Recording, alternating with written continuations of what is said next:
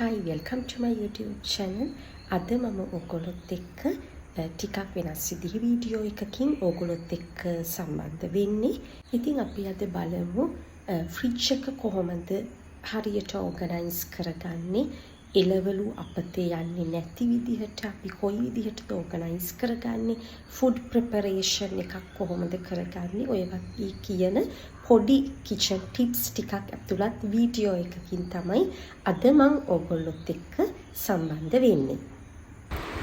ඉතින් අද මම ලෑස්ති වෙන්නේ මගේ ෆ්‍රිජ් එකේ මුලින්ම කැරට් ලීක්ස් දෙක තියෙනවා. මේ කැරට් ලීක්ස් දෙක ටිකක් අපිට උදේට බබාලගේ කෑම රෙඩි කරන්න යනකොට ෆ්‍රයිඩ් රයිස් නූඩල්ස් වගේ දේවල් හදනකොට හරි අමාරුයි කපලා කොටලා ලෑස්ති කරගන්න ගියාම. ඒ නිසා මම කැරට් ලීක්ස් දෙක මේ විදිහට පොඩියට ඉස්සෙල්ලාම හොදලා ඊළඟට හීනියට කපලා තෙත වේලෙන්න මේ වගේ ටිෂු එකක දාලා තියෙනවා. හොඳට තෙත හිඳුනහම තමයි අපි මේ අදාළ බොක්ස් එකට දාන්න ඕනේ.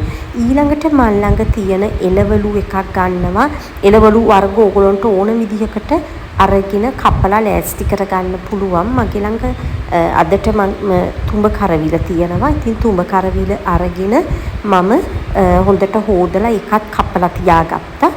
ඊළඟට තක්කලි, අමු මිරිස්, දෙහි, සුදු ලූණු, ලූණු, ඉඟුරු මේ ඔක්කොම දේවල් හොඳට සෝදලා තෙත වේලෙන්න තියන්න ඕනේ. මොකද තෙත පිටින් බෝල් වල දැම්මොත් ඊළඟට ඒවා ටිකක් දවස් යනකොට නාස්ති වෙනවා. ඉතින් ඒක නිසා හොඳට තෙත මාත්තු කරලා ගන්න ඕනේ. හොඳට සුද්ධ කරලා ඉවර වුණාට පස්සේ දැන් මේ ලූණු, සුදු ලූණු අපි ෆ්‍රිජ් එකේ තියාගන්නකොට කපලා තියාගන්නේ නැහැ. සම්පූර්ණ ගෙඩිය විදිහට අරගෙන ඒක සුද්ධ කරලා ඊළඟට තෙත මාත්තු කරලා තමයි අදාළ බොක්ස් වල දාගන්න ඕනේ.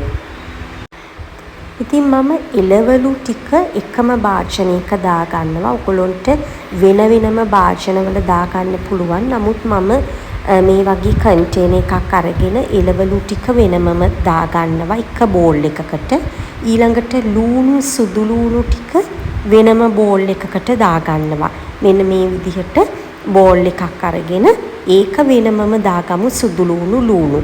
ඊළඟට මම තව බෝල් එකකට දාගන්නවා හොදලා වේලගත්ත අමු මිරිස් ටික. අමු මිරිස් ටිකක් එක මම ඊළඟට දෙහි, ඉඟුරු දාගන්නවා. ඉඟුරු හොඳට සුද්ධ කරලා හොඳට සෝදලා තෙත මාත්තු කරලා ඉඟුරු ටිකක් මම ඒකටම දාගන්නවා.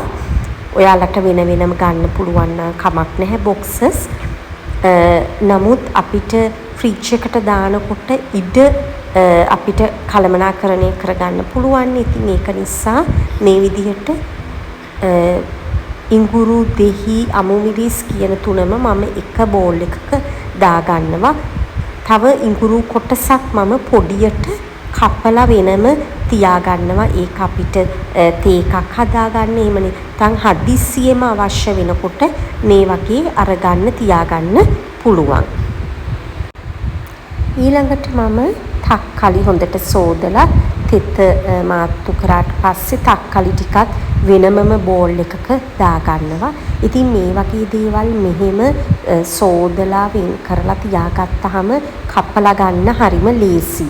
මේ මම කැරට් ලීක්ස් තුඹ කරවිල තමයි අද මගේ ළඟ එළවලු තියෙන්නේ.